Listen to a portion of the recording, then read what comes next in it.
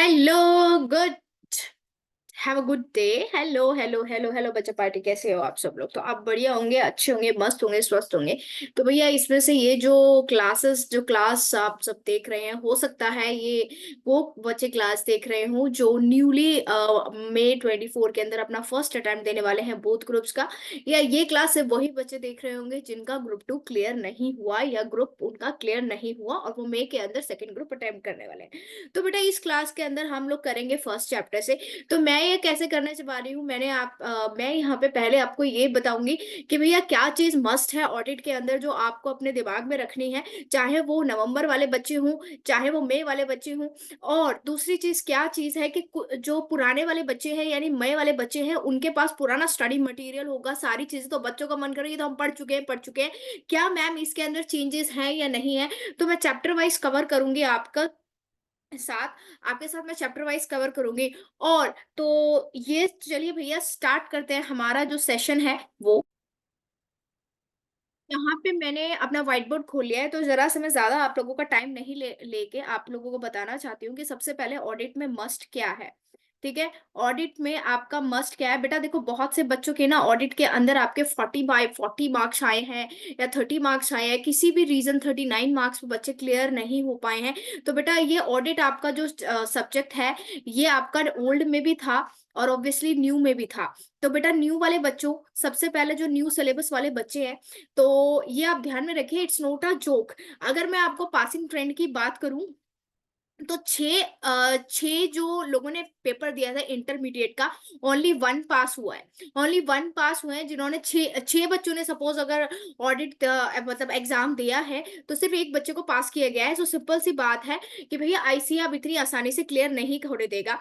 दूसरी बात, बहुत इंपॉर्टेंट पार्ट है, पहले जो आपका पासिंग क्राइटेरिया था वो 45% का मार्क्स था। 40% आपको लाने थे, यानी कि 100 में से 40 नंबर ला गए और बाकी आपका एग्रीगेट से ऊपर होना चाहिए तो आपको पास हो गए। लेकिन इस बार न्यू स्कीम में बेटा आपको 50% लाने ही लाने हैं।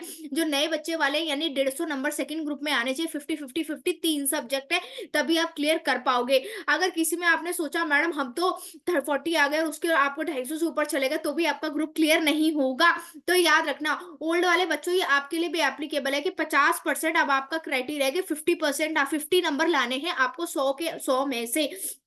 समझ आया या नहीं आया? भैया समझ आ गया है तो लाइक एक बार कर देना। ठीक है, लाइक करके नहीं जाते हो तो थोड़ा सा मोटिवेशन मोटिवेशन हमें भी मिलना चाहिए। ठीक है, तो क्लियर हो गया या नहीं हो गया? बच्चे कह रहे हैं हाँ मैम क्लियर हो गया। थर्ड थिंग जो मैं आपको कह रही हूँ, बहुत बहुत बहुत, ये तुम अपने दिल पे हाथ रख के कसम खाओ, दिल पे हाथ रख के कसम खाओ कि तुम कभी भी रिटर्न की प्रैक्टिस नहीं करते। आप लोग की स्ट्रैटेजी क्या होती है? आप लोगों की स्ट्रैटेजी होती है, क्या स्ट्रैटेजी होती है आप लोगों की? आ, कि भैया हम तो रीड आउट करेंगे और ऐसे आप लिखने की प्रैक्टिस नहीं करते। जब तक आप लिखने की प्रैक्टिस नहीं करेंगे, आई एम सॉरी टू से, आप कोई भी थ्योरी पेपर अपना क्लियर नहीं कर पाएंगे, स्पेशली लॉ एंड ऑडिट। ठीक है, तो भैया ये तो हुआ सारी चीज की बात। नाउ अब मैं आपको बताने वाली हूँ क्या बताने वाली हूँ। अब हम अपना चैप्टर करने वाले हैं भैया। ठीक है। ओके, तो बच्चा पार्टी, तो सबसे पहला क्वेश्चन जो बच्चों का है वो पुराने वाले बच्चों का क्वेश्चन है। पुराने वाले बच्चे इन दी सेंस जो ओल्ड सिलेबस से हैं। ओल्ड सिलेबस से बच्चों का क्वेश्चन है कि मैम हमारे पास पुराना स्टडी मटेरियल है, तो क्या हम पुराने स्टडी मटेरियल में से पढ़ सकते हैं? बेटा सबसे पहली बात तो मैं आपको क्लियर करना चाहती हूँ, जो ऑडिट का स्कोप है ना, जो ऑडिट का चेंजेस है, ऑडिट में जो चेंजेस आए हुए हैं, वो आप ये मान के चलिए कि आपका इंक्रीमेंट ही हुआ है सिलेबस में। आपको कहने पे डिक्रीमेंट लग रहा है कि कंपनी ऑडिट हट गया है, लेकिन जो भैया एसएस के अंदर इन इंस्टीट्यूट ने एक आती है ऑडिट प्रोनाउंसमेंट, जिसमें एसएस को भर भर के डाला जाता है, जो भैया मेंबर्स के सीए फाइनल में हम रेकमेंड करते हैं, भैया उसमें से आपके पूरे पूरे एसएस कई जगह पे कवर हुए हैं। कई चीजें नए टॉपिक्स ऐड हुए हैं, कई डिलीट हुए हैं, मतलब डिलीट थोड़ा सा हो गया है लेकिन एडिशन ही एडिशन हुआ है। तो बेटा एक बात मान के आप चलना कि ऑडिट का सिलेबस जो आप लोगों को उछल रहे हो कूद रहे हो कि कंपनी ऑडिट तो आया ही नहीं मैम, कंपनी ऑडिट तो आया ही नहीं, बेटा ये यहाँ पे मैं आपको बताना चाहती हूँ कि ऑडिट का सिलेबस आपका इंक्रीमेंट ही इंक्रीमेंट हुआ है, डिक्रीमेंट इसमें नहीं हुआ है। तो मैं क्विकली आपको बता देती हूँ कि भैया क्या इसमें क्या मेन चीज है, क्या ये आपका सबसे पहले स्टडी मटेरियल है, स्टडी मटेरियल में से ही मैं आपको बताऊंगी। ठीक है, क्योंकि बहुत से बच्चों के पास डिफरेंट डिफरेंट स्टडी मटेरियल होंगे, डिफरेंट डिफरेंट पेपर वो होंगे। तो भैया सबसे बेटर सोर्स है कि 36 बुक खरीदने की बजाय आप लोग अपने मटेरियल को फॉलो करें। तो जो पुराने बच्चों की बात कर रही हूँ मैं, अपने मटेरियल को फॉलो करें। कई बच्चे कह रहे हैं मैडम हमारे पास मटेरियल नहीं है, ये नहीं है, तो आप ये मटेरियल भैया ले सकते हैं, आप डाउनलोड कर लीजिए इंस्टीट्यूट की साइट से। तो बेटा मैं क्विकली बता देती हूँ कि इसके अंदर जो नया टॉपिक क्या है, इसके अंदर जो आपका चैप्टर फर्स्ट आप अगर देखेंगे तो नेचर मीनिंग स्कोप है। और जो पुराने वाले बच्चों, पुराने सिलेबस वाले बच्चों के लिए मैं बता रही हूँ, तो जो नया टॉपिक और इंट्रोड्यूस हुआ ये है आपका meaning and purpose of engagement and quality standard. पहले एसक्यूसी, एसक्यूसी हम लोग पढ़ाते थे, बट इतना आपका ज्यादा रेफरेंस एसक्यूसी में नहीं था। लेकिन भैया आप चैप्टर फर्स्ट में ही दे दिया गया है माय डियर बच्चों, quality control standard SQC 1। SQC 1 आपका क्वालिटी कंट्रोल स्टैंडर्ड आपका चैप्टर फर्स्ट में से ही दे दिया गया है। तो भैया ये आपको इंक्रीमेंट ही है इस चैप्टर में। जो बच्चे पुराना स्टडी मटेरियल या पुराने नोट्स प्रेफर कर रहे हैं, मेरी बात ध्यान से सुनो, अगर तुम इस वीडियो को देख रहे हो पुराने में से बेशक पढ़ो, तो नेचर स्कोप ऑडिट ये सब चीज पढ़ सकते हो, पढ़ लोगे। लेकिन जो मैं इसमें तुम्हें आपको हाईलाइट्स बता रही हूँ भैया, इस हाइलाइट्स को आराम से देख लेना और ये जरूर पढ़ना। और दूसरी बात बेटा, अगर तुम इस पॉइंट्स पर गौर करोगे, practicality above concept by studying through the example. बेटा इंस्टीट्यूट ने साफ साफ तुम्हें बता रखा है कि एग्जांपल एग्जांपल जो इंस्टीट्यूट ने दे रखे हैं तुम्हें वो एग्जांपल्स पढ़ने हैं। अगर तुम एग्जांपल्स नहीं पढ़ोगे तो तुम्हारा इस बार जो पेपर आएगा मे के अंदर वो प्रैक्टिकली ओरिएंटेड के फोकस तरफ ज्यादा है। तो बेटा तुम लोग फिर रट के ही रह जाना और तुम्हारे फिर मार्क्स नहीं आ पाएंगे। लेकिन हम ऐसे शुभ शुभ बातें भूलनी चाहिए बेटा, अशुभ अशुभ बातें हमें नहीं बोलनी चाहिए, तो हम शुभ शुभ बातें बोलेंगे।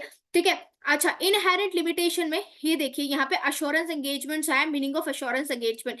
ठीक है, इनहेरेंट लिमिटेशन में कुछ चीजें ऐड हुई हैं, ठीक है, इंक्रीमेंट हुई है, ये आपकी न्यू चीजें हैं कि भैया यहाँ पे इंक्लूड हुआ है। और डिफरेंस बिटवीन रीजनेबल अश्योरेंस और ये सारी चीजें भी यहाँ पे ऐड हुई हैं। क्लियर हुआ या नहीं हुआ? तो भैया ये मैंने आपको एक हाईलाइट दे दिया कि चैप्टर फर्स्ट में क्या न्यू टर्म्स है, क्या न्यू टर्म्स नहीं है। लेकिन अब हम स्टार्ट करते हैं रीडिंग। ठीक है, पढ़ाई स्टार्ट करते हैं। तो भाई बच्चा पार्टी, तो सबसे पहले जब आप पढ़ने बैठे तो एक बेटा मेरी राय है, कुछ मेरी बात मानो या ना मानो, जब भी आप सेल्फ स्टडी करें मॉड्यूल में से, अब आपके पास सेल्फ स्टडी करने का टाइम है, तो सबसे पहले आपको रीड आउट करना है कि आप पढ़ने क्या वाले हैं उस चैप्टर में से। तो भैया जब आपको पता होगा कि आप यहाँ पे इतने टॉपिक्स पढ़ने वाले हैं, तो आपके लिए इजी होगा कि हमें पढ़ना क्या है क्या नहीं पढ़ना। मैं रिकमेंड करूंगी कि आप लोग अपना मॉड्यूल में से ही रीडिंग ले लें। ठीक है, बाकी मैं अपने नेक्स्ट क्लासेस में आपको हैंड रिटन नोट्स बनवाऊंगी, तो यहाँ पे आप हैंड रिटन नोट्स प्रेफर कर सकते हो। तो भैया ऑडिट में मीनिंग पढ़ेंगे, नेचर एंड स्कोप पढ़ेंगे, बेनिफिट्स पढ़ेंगे, need and benefits, qualities of the auditor, ये भैया आपका यहाँ पे स्टैंडर्ड 200 ऐसे 200 में से, और एसक्यूसी 1 का कॉम्बिनेशन है। इनहेरेंट लिमिटेशन पढ़ेंगे और audit with reference to the standards on auditing. तो ये सारी चीजें हमें कवर करनी है कुल मिला के इस चैप्टर में। आप पता है इन लोगों ने आईसीए वालों ने क्या किया है बेटा, हर चैप्टर के अंदर एसेज इंक्लूड किए हैं, हर चैप्टर के अंदर भैया एसेज इंक्लूड किए हैं। ठीक है, तो जो बच्चे यहाँ यूट्यूब पे फ्री सेशन देखना चाहते हैं, फ्री सेशन भी अवेलेबल है। जो बच्चे मतलब जो बच्चे पेड कोर्सेज में एनरोल करना चाहते हैं, तो बेटा बहुत ही मिनिमम सी पेड कोर्स की फीसेस रखी है मैंने, ताकि सभी बच्चे इस कोर्स को एनरोल कर सके। ठीक है, मॉर्निंग आपके बैचेस चलते हैं, तो भैया आप टेलीग्राम पे मैसेज कर सकते हैं, मेल आईडी पे आप मुझे मैसेज कर सकते हैं, मैं यहाँ पे आपका अपना नंबर भी फ्लॉन्ट कर दूंगी भैया। तो ये चीज है आपके पास कि अगर आप कोर्सेज की इंक्वायरी लेना चाहते हैं, आप अगर कोर्सेज की इंक्वायरी लेना चाहते हैं, तो भैया इस नंबर पे, ये जो हमारे एडिट्यूब का नंबर है,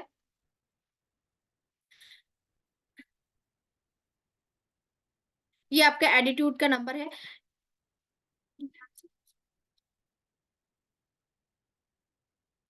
ठीक है, आप इस एडिट्यूड के नंबर पे आप कांटेक्ट कर सकते हैं। ठीक है, यहाँ पे आपको पेड कोर्सेज की इंक्वायरी मिल जाएगी, और पेड कोर्सेज बहुत ही मिनिमम सी अमाउंट की है। तो भैया आपको ये ऑफर प्राइस चल रहा है May 24 वाले बच्चों के लिए, 990 रुपीज में आपको पर वीक 3 क्लासेस मिलेंगे। इट मीन्स आपको 12 क्लासेस वीक आपके पास होंगी। मॉर्निंग सेशन है, जो बच्चे ऑफिस जाते हैं जिनकी प्रैक्टिकल ट्रेनिंग स्टार्ट हो चुकी है, तो भैया मॉर्निंग क्लास होती है, मॉर्निंग सेशन स्टार्ट हो रहा है।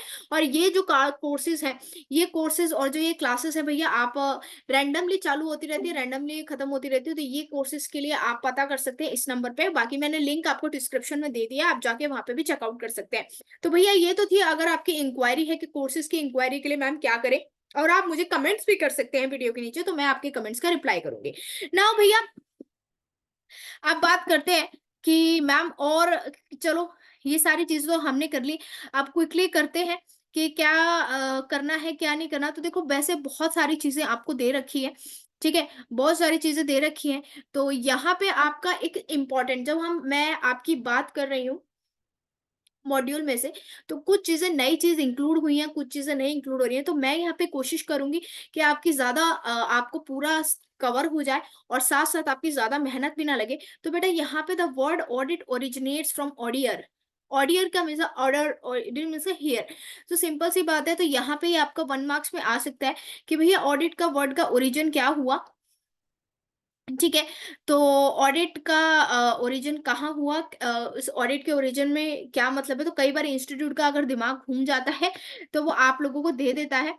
तो ऐसी-ऐसी चीज़ें आप लोगों को वहाँ पे बता दी जाती हैं। नाउ अब एक और चीज़ आपको ध्यान रखना, ऑडिट में आपकी की प्रैक्टिस और की जो है वो बहुत ज़्यादा इम्पोर्टेंट है। अगर आपने ऑडिट्स को कीवर्ड्स के थ्रू स्टडी नहीं किया और आपने अपनी लैंग्वेज में लिखा, तो इंस्टीट्यूट आपको मार्क्स नहीं देगा। तो कैसे कीवर्ड्स की हम बात करें? तो आइए मेरे साथ यहाँ पे पढ़ते हैं कीवर्ड्स की जो मैं बात कर रही हूँ कि मैम कीवर्ड्स का बात क्या है। सो कीवर्ड्स में अगर मैं बात कर रही हूँ तो देखिए, सबसे पहला टॉपिक है जो आपके लिए बहुत ज्यादा इंपॉर्टेंट है। एक्चुअली आपका कोर्स यहाँ से, आपका टॉपिक नंबर यहाँ से स्टार्ट होता है। तो आर यू रेडी? अगर आप रेडी हैं तो आइए मेरे साथ कमेंट में लाइक जरूर कर देना अगर अब तक समझ में आ रहा है। मैं आपको इंग्लिश टू इंग्लिश नहीं बताऊंगी, मैं आपको हिंदी करके बताऊंगी, क्योंकि बहुत से बच्चे को क्वेरी होती है कि मैम हमें समझ में तो आ गया लेकिन हमें नहीं पता कि एक्चुअली में वो क्या है, रटना नहीं है। So what you meaning and the nature of audit. So भैया ऑडिट का मतलब क्या होता है? An audit as an independent examination. एक ऑडिट क्या है? Independent examination of financial statement of an identity, whether profit और not, irrespective of size and legal form, where such examination conducted with a view to express an opinion। भैया यहाँ पे मैंने कुछ boxes से डब्बे से बनाए हैं। अब आप कई लोग सोच रहे होंगे मैडम आपका शौक है क्या, आप इंजीनियर बन जाते हैं, डब्बे से क्यों बनाए हैं? भैया डब्बे से मैंने इसलिए बनाए हैं क्योंकि these are the keywords in the definition of the audit. भैया ये कीवर्ड्स अगर आपके प्रेजेंट नहीं होंगे तो आपको फुल मार्क्स नहीं मिलेंगे। तो ऑडिट का मतलब क्या है बेटा? Independent examination. एक मेरी बात ध्यान रखना, ऑडिट का मतलब ये नहीं है कि आपने फाइनेंशियल स्टेटमेंट से आपको हर एक पेट्रोल का पैसा वाउचर्स, एक एक रुपए के वाउचर्स चेक करने हैं कि भैया ठीक है या नहीं। ऑडिट का मतलब क्या होता है कि आपको एक एग्जामिनेशन करना है, वो भी इंडिपेंडेंट। इंडिपेंडेंट का मतलब है किसी की जोर जबरदस्ती पे नहीं, भाई किसी ने कनपट्टी पे बंदूक रख रखी है कि भैया बोल ऑडिट तूने ठीक किया, ऐसा नहीं है। मतलब आप free from give your opinion होनी चाहिए। आपको फाइनेंशियल इंफॉर्मेशन जो प्रोवाइड की गई है मैनेजमेंट की तरफ से, उसका इंडिपेंडेंट एग्जामिनेशन करना है। चाहे वो ऑर्गेनाइजेशन प्रॉफिट ओरिएंटेड है भी या नहीं, चाहे वो लिस्टेड है भी या नहीं, वो चैरिटेबल भी हो सकता है, वो स्कूल भी हो सकता है, वो ट्रस्ट भी हो सकता है, वो एक प्रॉफिट मेकिंग ऑर्गेनाइजेशन भी हो सकती है, चाहे वो उसका साइज 500 करोड़ का हो या 50 करोड़ का साइज हो। ठीक है, और वो एग्जामिनेशन करने के बाद आपको उसमें उसमें अपना ओपिनियन देना है। कभी भी ऑडिटर अपना गारंटी नहीं देता, कभी भी ऑडिटर अपना डिसीजन नहीं देता। हमेशा ऑडिटर क्या है देता है? ओपिनियन एक्सप्रेस करना है। So what is audit? Audit as an independent examination of financial information of an identity, whether profit और not, okay, irrespective of their size and form. When after that the examination is conducted, the auditor needs to express an opinion, express an opinion। ठीक है, तो भैया ये audit की definition दे रखी है। तो यहाँ पे एक चीज और है कि audit is an independent examination. Audit independent examination का मतलब क्या होता है बेटा? इंडिपेंडेंस का मतलब क्या होता है? When he is free to give his judgement. भैया वो अपनी जजमेंट दे सकता है, ये नहीं कि वो अपने जो उसके मैनेजमेंट है उसके हिसाब से अपना जजमेंट को चेंज करेगा। अगर उसको लग रहा है कि फाइनेंशियल स्टेटमेंट में कोई फ्रॉड हुआ है, तो he will give the judgement, yes financial statement में कोई फ्रॉड हुआ है और ये फ्रॉड मैं आपको दिखा रहा हूँ। ठीक है, तो and must judgement means, independent judgement mean उसका जो कंक्लूजन है, it should not be biased. भैया वो बायस्ड नहीं होना चाहिए। ठीक है, अगर आप अभी चेक करेंगे तो अभी गूगल पे टाइप करेंगे नेफ्रा ने, नेशनल फाइनेंशियल ऑडिट रिपोर्ट ने स्टैट्यूटरी ऑडिटर्स पे कम से कम 3 लाख की पेनल्टी लगाई है। और कई स्टैट्यूटरी ऑडिटर्स को नेफ्रा की साइट पे जाके चेक करना, भैया बैन कर दिया है 10 साल तक कि वो स्टैट्यूटरी ऑडिटर नहीं कर सकते, क्योंकि they are didn't compliance with their code of conduct. जो institute of chartered accountant act है 1949, उसमें भैया आपके कोड ऑफ कंडक्ट होते हैं। ये मत समझना ऑडिटर बन गए हो, सीए बन गए हो तो कुछ भी कर सकते हो। भैया तुम्हारे ऊपर नेफ्रा बैठा है सांप की तरह। अगर अगर तुमने कुछ भी गड़बड़ की तो बेटा तुम्हारा मेंबरशिप नंबर कैंसल हो सकता है और तुमको होल्ड पर डाल दिया जाता है। फिर तुम्हें कोई भी डैश कंपनी अपने यहाँ पे नौकरी स्टार्टेड ऑडिटर की नहीं देगी। चलिए ये तो बात की बात है, पहले पढ़ तो ले। तो सबसे पहले nature, meaning and audit of examination पता चला कि ऑडिटर का मतलब क्या होता है। Yes, okay. नाउ अब इसमें एक केस देखिए, इंडिपेंडेंस का मतलब क्या है भैया। तुम एक बात बताओ, मैं एक एग्जांपल देती हूँ। यहाँ पे एक इंस्टीट्यूट ने एग्जांपल दे रखा है, तुमने रिलायंस के अंदर भैया शेयर्स खरीद रखे हैं, तुम्हारा आधे से ज्यादा घर का खर्चा उसके शेयर्स की प्रॉफिट की वजह से, डिविडेंड की वजह से चलता है, ठीक है। अब एक बात बताओ, तुम्हें रिलायंस का ऑडिटर सपोज कर मान लिया गया। अब रिलायंस के अंदर सपोज कुछ भी गड़बड़ हो रखी है, उस कंपनी में कुछ भी गड़बड़ हो रखी है, फ्रॉड है, सपोज जो भी है, क्या तुम लोग उसको बोल पाओगे? अगर तुमने बोला तो भैया तुम्हारे पे टेढ़ी नजर हो जाएगी कि भैया तुम हमारे डिविडेंड से 1 लाख रुपए लेते हो, हम तुमने जो भी इन्वेस्टमेंट करी हुई है, तो तुम्हारी हम रिलायंस कंपनी बोलेगी तुमसे कि तुम हमारे इन्वेस्टमेंट शेयर्स होल्ड करते हो, जिससे तुम्हारा घर का खर्चा पानी चलता है, ऊपर से तुम हमारे को ही फ्रॉड दिखा रहे हो। तो बेटा यहाँ पे आपकी इंडिपेंडेंस क्या हो गई है, यहाँ पे आपकी इंडिपेंडेंस हो गई है जज। तो बेटा इसके अंदर क्या है, यहाँ पे आपको सेफ इंस्टीट्यूट ने भी बेटा यही एग्जाम्पल लेके समझाया है क्या, कि एक CA is invested in the shares of the company, can he audit the accounts? No, the answer is not। तो बेटा ये मत सोचना, अब कई बच्चे सोचेंगे मैडम क्या हम शेयर्स नहीं होल्ड कर सकते? ऐसे तो कितने लोग शेयर्स होल्ड कर सकते हैं, ये है वो है, तो बहुत सारी बातें होती है कि इन्वेस्टमेंट है। तो बेटा एक जनरल मतलब आर्म लेंथ प्राइस पे तो आप होल्ड कर सकते हैं, बट आप उस पे मेजर स्टेक होल्डर्स नहीं बन सकते। अगर आप मेजर स्टेक होल्डर्स है तो आप उस कंपनी के इन्वेस्ट ऑडिटर्स नहीं बन सकते। बेटा यहाँ पे ये आता है, ये आपका केस स्टडी दे रखी है ठीक है, समझ में आ गया। तो फर्स्ट चीज आपके पास है कि ऑडिटर को भैया इंडिपेंडेंट होना चाहिए, इंडिपेंडेंट होगा तभी कभी ऑडिटर किसी कंपनी का भैया ऑडिट कर पाएगा या नहीं कर पाएगा, ठीक है। Last thing, the purpose of audit, audit का पर्पस क्या होता है? To express the opinion, opinion.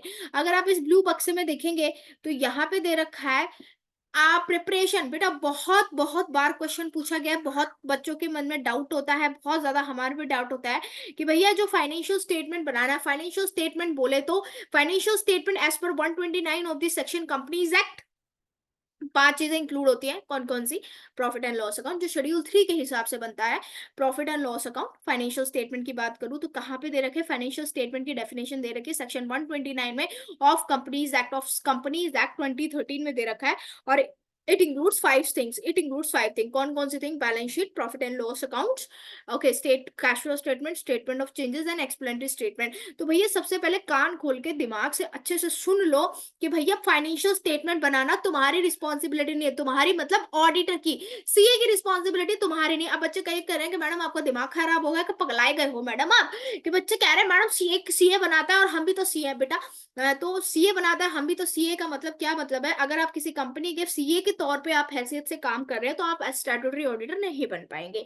CA हो तो उस कंपनी के एम्प्लॉयज होगे, उसकी फाइनेंशियल स्टेटमेंट बनाओगे, लेकिन ऑडिटर बनने के लिए तुम्हें भैया उस कंपनी का एम्प्लॉयज होने की जरूरत नहीं है, ठीक है। तभी तो तुम अपना अनबायस्ड ओपिनियन दे पाओगे, तभी तो तुम इंडिपेंडेंस हो जाओगे। तो भैया यहाँ पे साफ साफ सीधे सीधे अक्षरों में दे रखा है कि फाइनेंशियल स्टेटमेंट बनाना रिस्पॉन्सिबिलिटी ऑफ द मैनेजमेंट है, underline responsibility of the management. The auditor express an opinion, सिर्फ अपना ओपिनियन देगा, वो भी रिटर्न ऑडिट रिपोर्ट में, भैया ओरली नहीं दे देगा कि हाँ हमारा मन कर रहा था, हमने तुमको फोन लगाया है कि तुम्हारी financial statement free from auditor. बेटा कान के नीचे एक बजेगा डैश, ठीक है। तो भैया आपको रिटर्न ऑडिट रिपोर्ट में लिखना है कि भैया ये फाइनेंशियल स्टेटमेंट की प्रिपरेशन करना किसकी रिस्पॉन्सिबिलिटी थी? भैया मैनेजमेंट की रिस्पॉन्सिबिलिटी थी।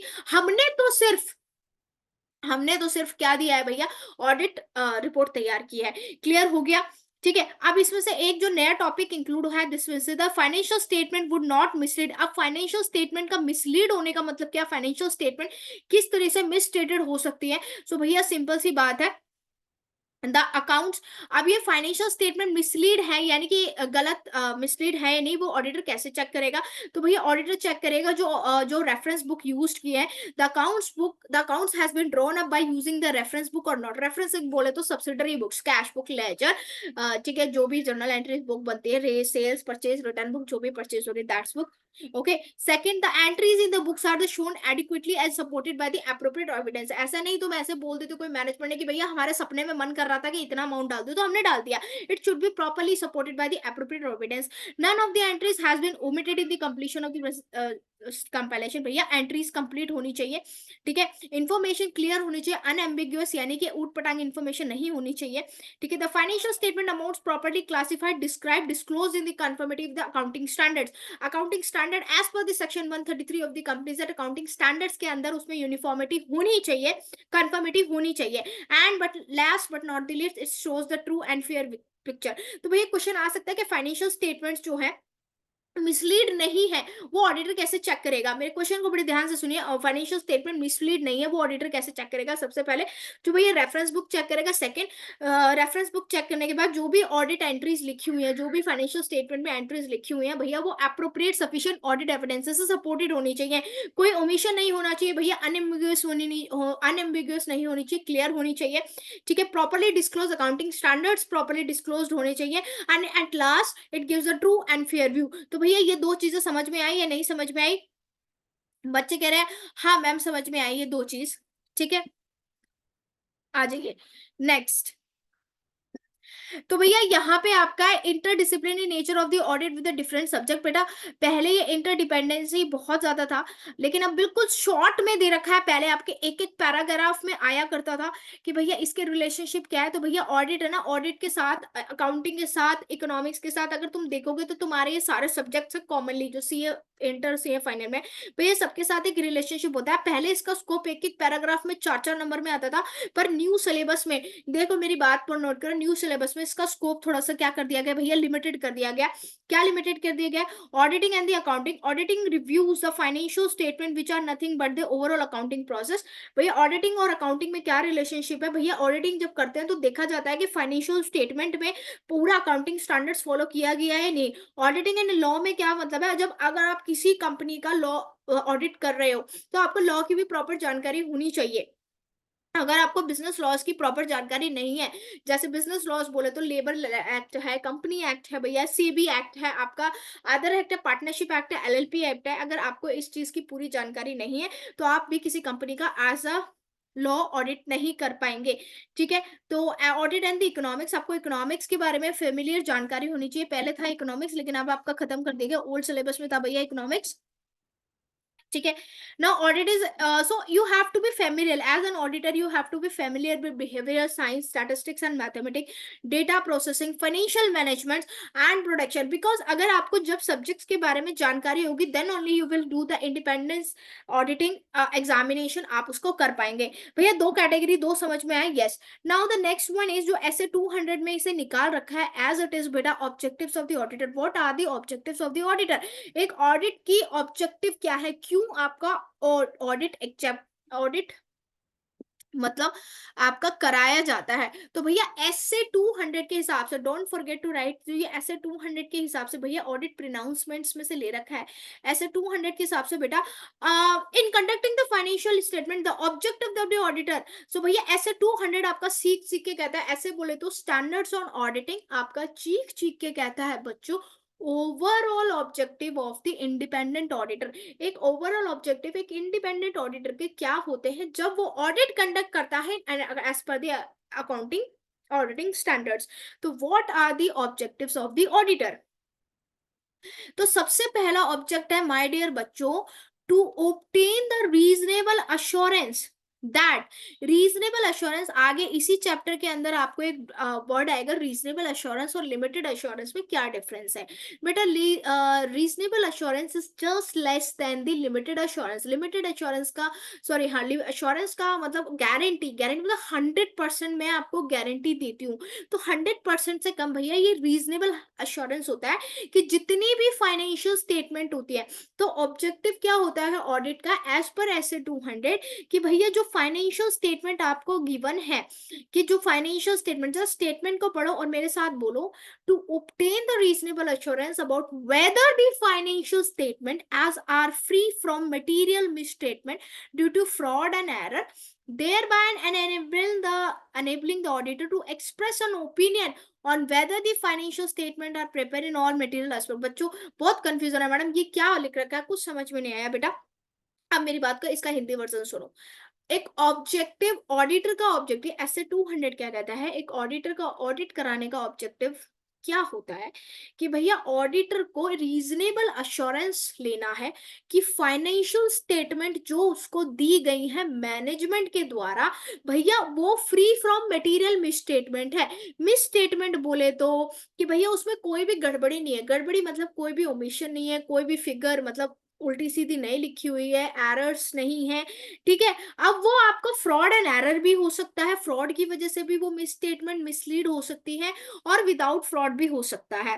अगर तो रीजनेबल अश्योरेंस अडॉप्ट करने के बाद ऑडिटर को उस पे ओपिनियन देना पड़ता है कि तुम्हारी financial statement free from material misstatement है, और तुम्हारी फाइनेंशियल स्टेटमेंट बनी हुई है रिस्पेक्टिव फाइनेंशियल रिपोर्टिंग फ्रेमवर्क में। तो समझ में आया? तो मेरे साथ फिर से एक बार, तो ऐसे 200 क्या बोलता है, to obtain the reasonable assurance that financial statement are free from material misstatement. भैया फाइनेंशियल स्टेटमेंट के अंदर कोई भी मिसस्टेटमेंट नहीं है।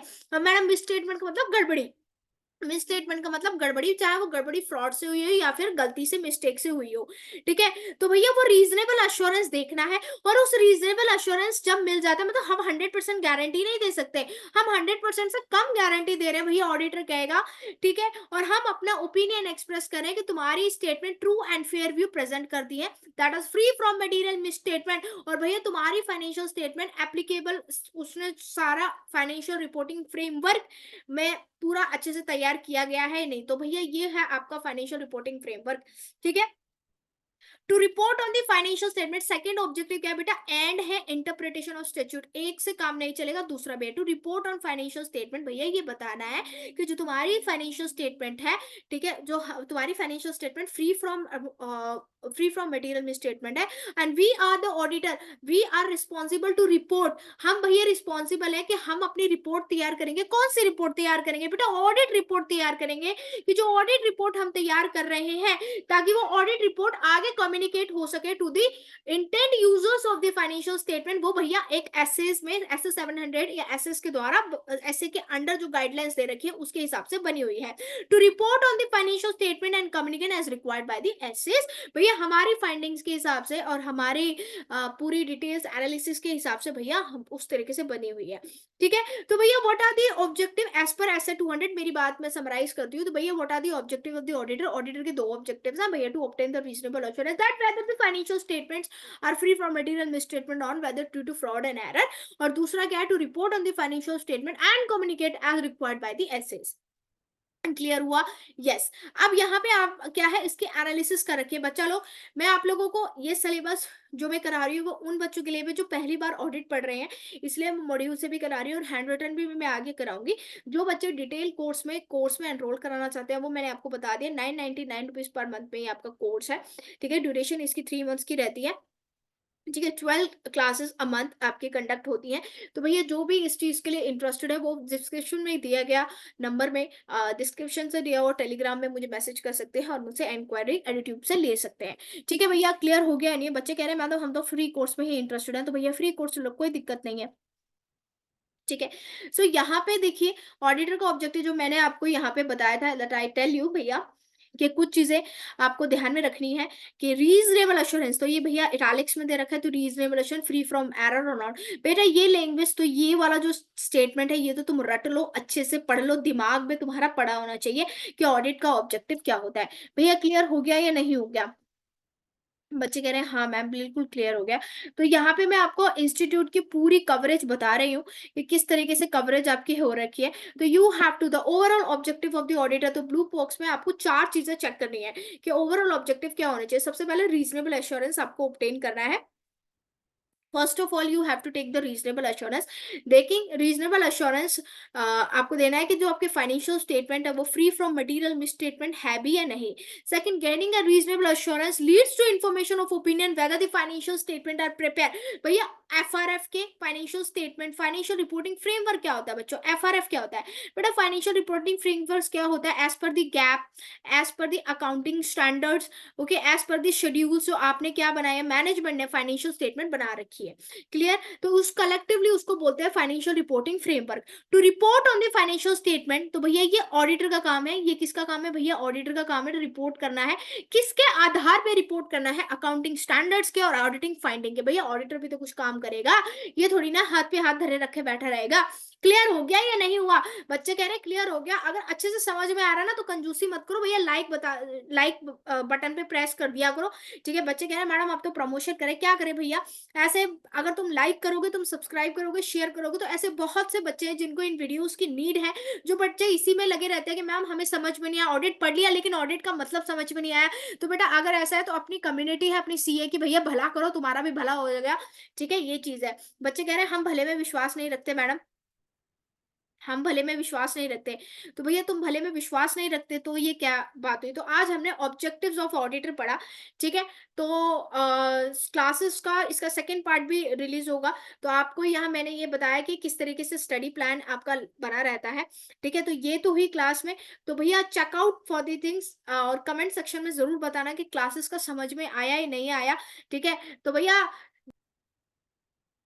हमारे इसका क्या है, जीत की दहाड़, उठो बेटा उठो। किस बात पे आप ऐसे बढ़ो? तो एक शायर याद आ रहा है कि भैया लहरों को शांत देखना, कि लहरों को शांत देखकर ये मत समझना कि समुद्र में रोवानगी नहीं है। हम तो उस समय का, मतलब मुझे शायर नहीं आती बट मैं तुम्हें मोटिवेट कर रही हूँ कि अपने अंदर वाले तूफान को थोड़ा साइलेंट रखो और उस तूफान को अपनी मोटिवेशन बनाओ। आई नो दुख होता है, परेशानी होती है, सारी चीज होती है, बहुत रोना आता है, झुंझलाहट आती है। और जो नए वाले बच्चों, तो आप लोग जरा सतर्क हो जाइए क्योंकि तुम्हारे लिए तो 50% मार्क्स लाना क्लियर है। तो भैया मेरी वीडियोस की तरफ थोड़ा कम जाइए, मेरे सूरत थोबड़े की तरफ मत जाइएगा। आप कंटेंट देखिएगा, जल्दी ये प्रॉब्लम भी रिजॉल्व होगी। तो ऑल माय डियर बच्चों, thank you so much for watching. अरे जल्दी से सब्सक्राइब जरूर कर लेना ताकि तुम्हारे लॉ और ऑडिट की क्लासेस तुम्हारे पास मिलती रहे। ठीक है? थैंक यू, धन्यवाद। जय श्री राम, बाय बाय।